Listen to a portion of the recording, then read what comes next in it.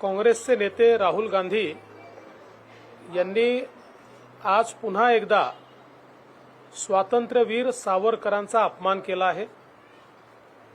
स्वातंत्र्यवीर सावरकरांबद्दल ते इंग्रजांचे हस्तक होते, ते इंग्रजांकडून पैसा घेत होते, अशा अनेक गोष्टी ते सातत्याने या ठिकाणी बोलतायत। खरं म्हणजे राहुल गांधींचा मी निषेध करतो। स्वातंत्र्यवीर सावरकरांना काँग्रेसने वारंवार याकरता अपमानित केलं की स्वातंत्र्यवीर सावरकरांच्या पाठीमागे मोठ्या प्रमाणात भारतातली जनता होती आणि स्वातंत्र्यानंतर जी काही राजकीय परिस्थिती होती त्या राजकीय परिस्थितीमध्ये जाणीवपूर्वक स्वातंत्र्यवीर सावरकरांना अपमानित करण्याचं काम हे काँग्रेसने सातत्याने केलं आहे। खरं तर 11 वर्ष अंदमानच्या कालकोठरीमध्ये काळ्या पाण्याची शिक्षा त्यांनी भोगली। इतकी लांब शिक्षा भोगणारे फार थोडे स्वातंत्र्य संग्राम सेनानी आहेत। आमच्याकरता सगळेच स्वातंत्र्यवीर आणि स्वातंत्र्य संग्राम सेनानी हे महान आहेत, पण यामध्ये सावरकरांचं वेगळेपण हे आहे की अनेक क्रांतिकारकांना त्यांनी प्रेरणा दिली। क्रांतीची संपूर्ण मूवमेंट ही त्यांनी उभी केली आणि अनन्वित अत्याचार इंग्रजांचे सहन करून देखील त्या ठिकाणी अंदमानच्या कालकोठरीमध्येही ते सातत्याने भारतीय स्वातंत्र्याचाच विचार करत होते, त्याचीच काव्य लिहित होते आणि तिथल्या कैद्यांना धीर देत होते। अशा स्वातंत्र्यवीर सावरकरांचा अपमान राहुल गांधी करतात। याचं कारण राहुल गांधींना भारताचा इतिहासच माहिती नाही, न त्यांना काँग्रेसचा इतिहास माहिती आहे, न त्यांना भारताचा इतिहास माहिती आहे, आणि म्हणून आम्ही त्यांचा निषेध करतो। आणि आता माझा सवाल हा सन्माननीय उद्धव ठाकरेजींना आहे की राहुल गांधीच्या वक्तव्याचा ते निषेध करणार आहेत की नाही।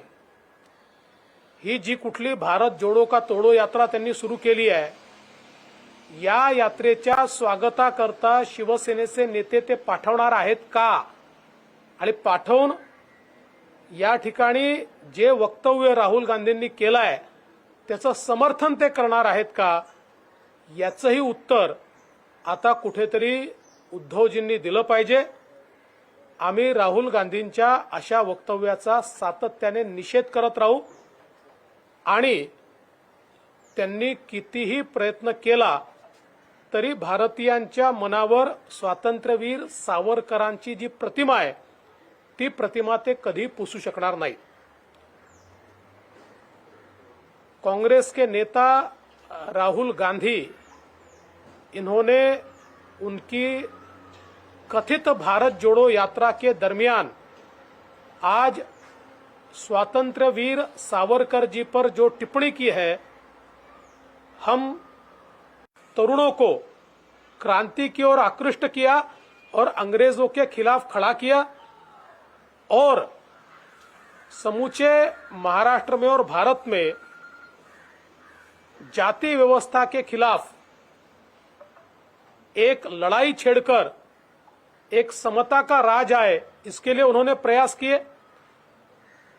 ऐसे एक देश के सपूत के बारे में इस प्रकार से वो बोलते हैं तो मैं ऐसा मानता हूं इससे उनकी समझ कितनी है यही दुनिया के सामने आता है।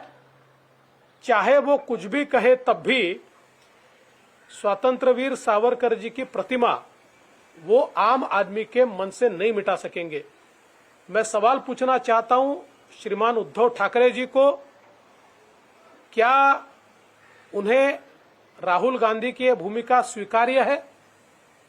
इस भारत जोड़ो या भारत तोड़ो जो भी यात्रा होगी, क्या इस यात्रा के स्वागत में उनके पार्टी के लोग जाएंगे?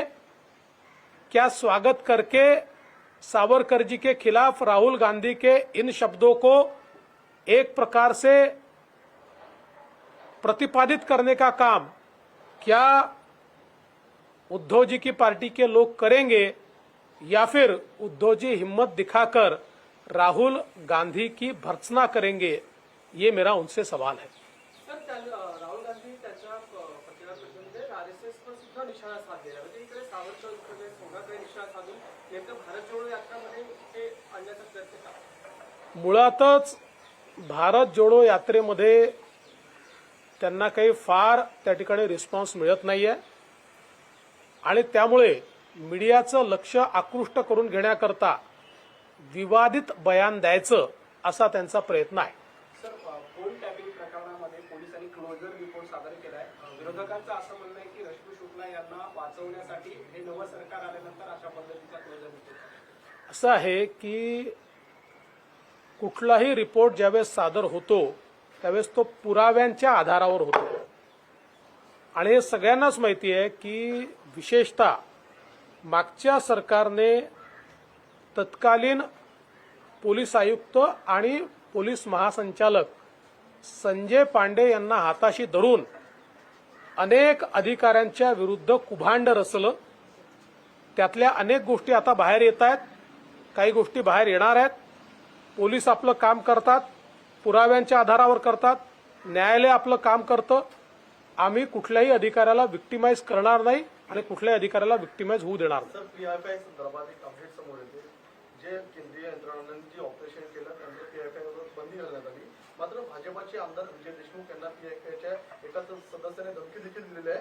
विजय देशमुखांनी तशी तक्रार देखील नोंदवली आहे। हे खरं आहे की एक धमकीचं पत्र हे आमदार विजय देशमुख यांना मिळालेलं आहे आणि त्याच्यामध्ये पीएफआयची बंदी घातल्यामुळे त्यांना जीवे मारण्याची धमकी दिली आहे। इतरही काही नेत्यांची नावं त्याच्यामध्ये आहेत।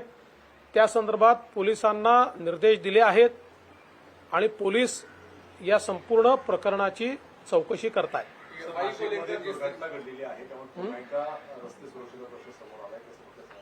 ही अतिशय दुर्दैवी घटना आहे आणि खरं म्हणजे याच्यामध्ये जे मृत्युमुखी पडले त्यांच्या परिवारासोबत आमच्या शोकसंवेदना आहेत।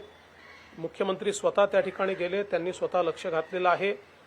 सगळे प्रकारचे त्या ठिकाणी मदत असेल, सेवा असेल, त्यांच्या स्वतःच्या अखत्यारीत त्या सगळ्या गोष्टी चाललेल्या आहेत आणि नक्कीच अशा प्रकारे हा ऍक्सिडेंट का झाला आणि अशी ऍक्सिडेंट्स होऊ नये म्हणून काय खबरदारी घेतली पाहिजे याच्याकडे आम्ही लक्ष देऊ। सर, पुण्यामध्ये जास्त लोकांना भरलं जातं असं वारंवार बसमध्ये जे क्षमता आहे त्याच्यापेक्षा जास्त लोकांना आता याची सगळी माहिती आल्यानंतर मग त्याच्यावर बोलणं योग्य होईल। सर, पुण्यामध्ये एका इमारतीला भीषण आग लागली। आता मुंबईमध्ये अशा आग गेल्या अनेक दिवसांपासून लागतात। फायर ऑडिट वेळेत होत नाही असं म्हटलं जातं, या संदर्भात तुम्ही काय? हे आता असं आहे की ही जी काही आग लागली आहे त्या इमारतीचं ऑडिट झालं होतं की नाही झालं याची कल्पना नाही आहे।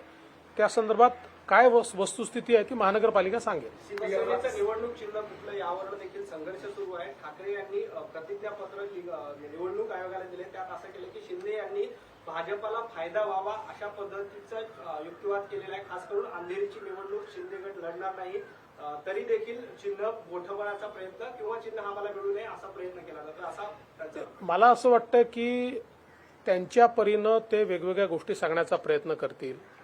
त्यांच्या हे लक्षात आलेलं आहे की बहुतांश आमदार 2/3पेक्षा जास्त, तेवढेच खासदार आणि ज्या महानगरपालिका अस्तित्वात आहेत तिथले सदस्य, ज्या नगरपालिका अस्तित्वात आहेत तिथले सदस्य, असा सगळा हा जो काही शिवसेना म्हणून जो सगळा गट आहे हा सगळा शिंदेच्या सोबत आहे। त्यामुळे त्यांना माहिती आहे की त्यांची केस वीक आहे आणि म्हणून ते अशा प्रकारचं ॲफिडेव्हिट दाखल करतायत।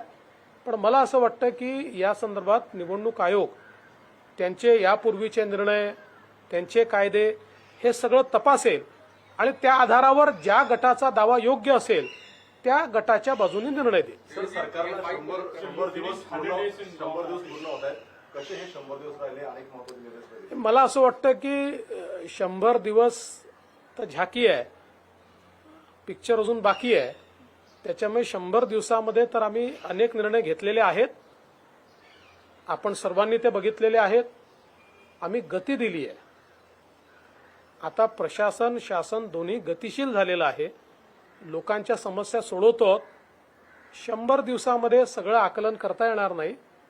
आपण पुढे बघत राहा, खूप निर्णय होणार आहेत. पीएफआई को लेकर जिस तरीके से धमकी आई, स्टेट गवर्नमेंट भी बैन कर की है, केंद्र सरकार भी, उसके बाद भी धमकी आ रही है, आप देखिए, हमारे विजय देशमुख हमारे जो एमएलए हैं उनको एक धमकी का लेटर मिला है जिसमें कहा है कि पीएफआई की बंदी है, हम आपका सिर काटेंगे, इस प्रकार की धमकी. उसमें कुछ अन्य नेताओं के भी नाम है.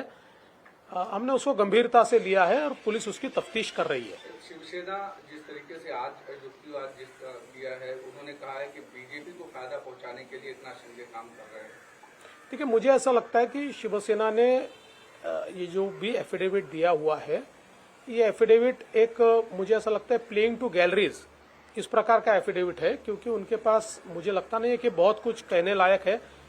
2/3 से ज्यादा एमएलएज उनके पास छोड़कर चले गए, 2/3 से ज्यादा एमपीज छोड़कर चले गए, कॉर्पोरेटर्स गए हैं, जिला पंचायत के सदस्य गए, नगर पालिका के सदस्य गए. इसलिए अब उनको ये लगता है कि भाई कम से कम ऐसा स्टेटमेंट देकर वो अपने कार्यकर्ताओं में एक भावना निर्माण करे, इसका प्रयास वो कर रहे हैं. लेकिन मैं इतना कहना चाहता हूं कि इलेक्शन कमीशन जो है, इंसिडेंट्स के पहले भी हो चुका है, जब बस जल गई, कई लोग मर गए. हम किस तरह से ऐसे इंसिडेंट्स फ्यूचर में ना हो, और इस इंसिडेंट के पीछे क्या कुछ जिम्मेदार हैं, इसके लिए हम क्या करें? देखिए, बहुत ही गंभीर इस सवाल करेगा. देखिए, महाराष्ट्र में पहली बार ऐसा हुआ कि संजय पांडे जो तत्कालीन आयुक्त भी थे और बाद में डीजी भी थे. मामला इसी तरह से फेक था, क्योंकि उसमें चार्जशीट भी फाइल हो चुकी है. देखिए, वो मामला अभी कोर्ट में है, उसमें सरकार ने अपनी भूमिका रखी है. जल्दी आप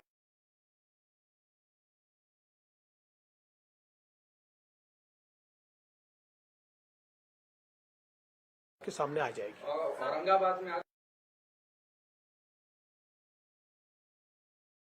शरद पवार और एनसीपी ने एक मीटिंग रखी और खास करके जो शिवसेना टूटी है उसके फिल्म गैप को फिल करने के लिए एनसीपी कोशिश कर रही है. क्या लगता है कि टूटी हुई शिवसेना का फायदा एनसीपी लेने की कोशिश कर रही है? देखिए, एनसीपी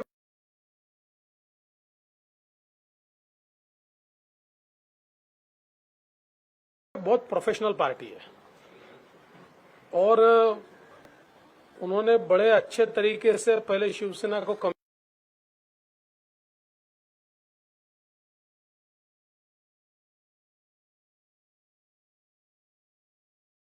कमजोर किया, टूटने पर मजबूर किया, और अब जाकर उस गैप को फिल करने का भी प्रयास वो कर रहे हैं.